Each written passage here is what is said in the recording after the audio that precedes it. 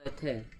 आज के इस वीडियो में हम सभी लोग वाक्य से संबंधित महत्वपूर्ण प्रश्नों के बारे में जानने वाले हैं, जो कि एग्जाम के दृष्टिकोण से अति महत्वपूर्ण है। तो देर ना करते हुए हम लोग इस वीडियो को शुरू करते हैं। तो ध्यान दीजिए दोस्तों, वाक्य, इस चैप्टर का नाम है वाक्य। वाक्य को इंग्लिश में सेंटेंस के नाम से जाना जाता है। वाक्य का परिभाषा क्या कहता है कि शब्दों के सार्थक समूह, शब्दों के सार्थक समूह को वाक्य कहते हैं। जी हाँ दोस्तों, शब्दों के सार्थक समूह को वाक्य कहते हैं। अब प्रश्न ये उठता है कि शब्द किसको कहेंगे? शब्द। तो यहाँ पर ध्यान देने वाला बात यह है कि वर्ण, यहाँ पर मैंने लिखा है वर्ण। ये वर्ण क्या होता है? तो यदि मैं कहूँ क, इस क को क्या बोलेंगे? तो क को वर्ण बोलेंगे। उसी प्रकार से म को क्या बोलेंगे?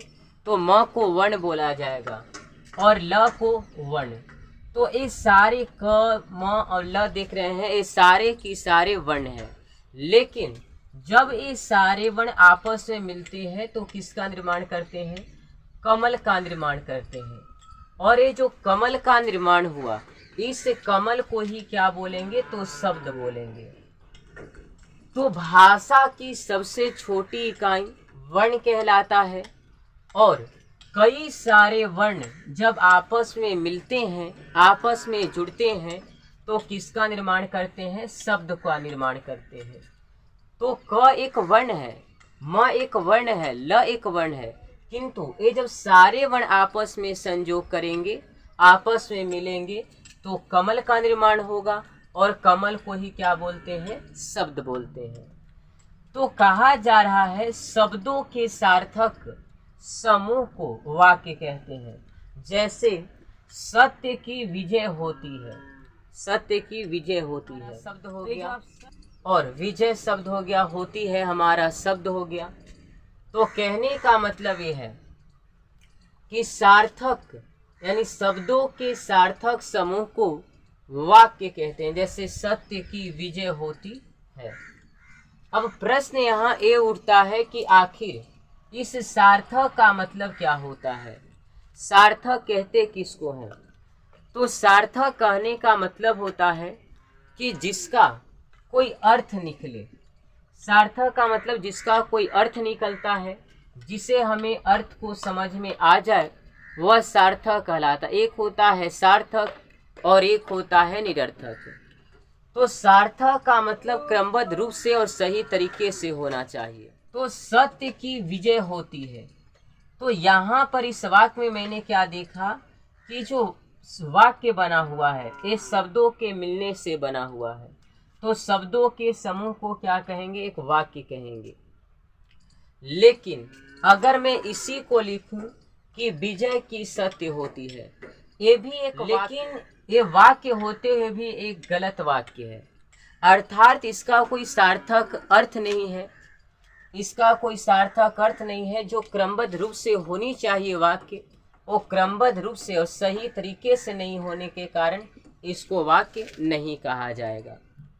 वाक्य का मतलब अच्छा हो, उसका सार्थक अर्थ होना चाहिए, सुव्यवस्थित रूप से। सत्य की विजय होती है एक सार्थक शब्द है, लेकिन विजय की सत्य होती है, ये वाक्य होते हुए भी इसको सार्थक अर्थ नहीं बोलेंगे, क्योंकि जो सही तरीका होना चाहिए वो ये तरीका सही नहीं है। जिस प्रकार से हम लोग कपड़े जब पहनते हैं तो बटन को अगर जैसे तैसे लगा लेंगे तो अच्छा कपड़ा दिखाई नहीं देगा पहनावा। उसी प्रकार से बटन का मतलब होता है कि सही तरीका होना चाहिए, लगना चाहिए, ताकि वो अच्छा रूप से दिखाई देता है। उसी प्रकार से वाक्य तो है, लेकिन ये वाक्य सुव्यवस्थित और सही तरीके से नहीं है, इसलिए इसको वाक्य हम लोग नहीं कहेंगे।